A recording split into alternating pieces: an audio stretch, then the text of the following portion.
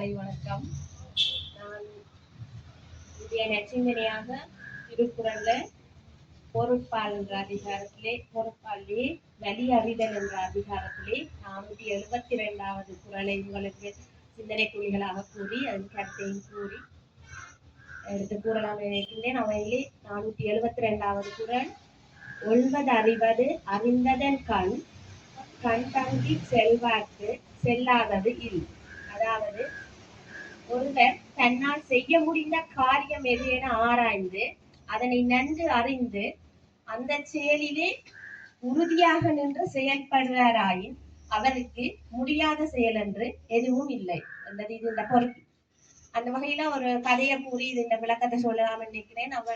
அப்படியே ஒரு ஊர்ல 2 நண்பர்கள் இருந்தார்கள், சுந்தர் மணியும். அவர்கள் தங்களோட பொருளாதார நடவடிக்கையாக விவசாயத்தை மேற்கொண்டிருந்துச்சுன்னா அந்த அப்படி இருக்க அவன் ஊர்ல வறட்சி வருது. அப்ப 2 பேரும் கதைக்கினா தாங்கள் தங்களோட தோட்டத்தில் ஒரு கிணறை தோண்டினா தங்களோட விவசாயத்தை மேம்படுத்தலாம் என்று. அந்த வகையில 2 பேரும் அது டிசைட் பண்ணி கிணறை தோண்ட வலிக்கினா, அப்ப எங்களோட சுந்தர் கொஞ்சம் அவசரக்காரர்.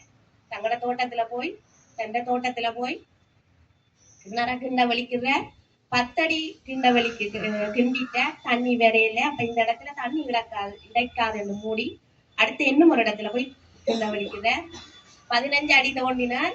அப்பவும் தண்ணி கிடைக்கல. எந்த தோட்டத்துல தண்ணியே இல்லைன்னு சொல்லி போட்டு தண்டை முடிவை கைவிட்டு நகரத்தை தேடி வேலைக்கு போறேன். 2வது மணி இருக்கிறாரோ அவர் கொஞ்சம் வினோதமானவர், பொறுமைசாலி. என்ன செய்யற, தண்டை கிணற தோன்றதை தாண்டி கொஞ்சம் உத்திகளை கையாளுறார். அப்ப முதலாவது என்ன செய்யற, தன்னை தோட்டத்திலே எங்க ஈரப்பதம் கிடைக்கும் என்று முதல் பார்க்கிறார். 2வது முதியோர்கிட்ட போய் அங்க இருக்கிற ஊர்ல இருக்கிற முதியோர்கிட்ட போய் அறிவுரை கேட்கிற. 3வது எங்க கற்பாறைகள் குறைவா இருக்கும் என்று பார்க்கிற. 4வது ஊற்று எங்க வரும் என்று பார்த்து 5வது தன் இடத்தை அதுல செலக்ட் பண்ணி அந்த இடத்துல உறுதியா கிணற தோன்றுவேன். கிணறு தோண்டினா 10 அடி ஆழத்துல அவருக்கு திரும்ப பிரச்சனை வருது, பாறை திரும்ப குறுக்கிடுது. அந்த பாறை குறுக்கிட்டதும் அவர் அதை கைவிடாம அதையே பிளந்து திரும்பி தோண்ட வலிக்கிறார். 12 அடி ஆழத்துல அவருக்கு தண்ணி கிடைக்குது. அந்த கிணறை நிரம்பத்தக்க அளவுக்கு தண்ணி கிடைக்குது. அப்ப அவர் அந்த கிணறை தோண்டி தன்னை விவசாயத்தை மேம்படுத்தி தன்னை வாழ்க்கையை நடத்தினார். நகரத்துக்கு போனவர் அவ்வளவுதான், அப்படியே இருந்துட்டார்.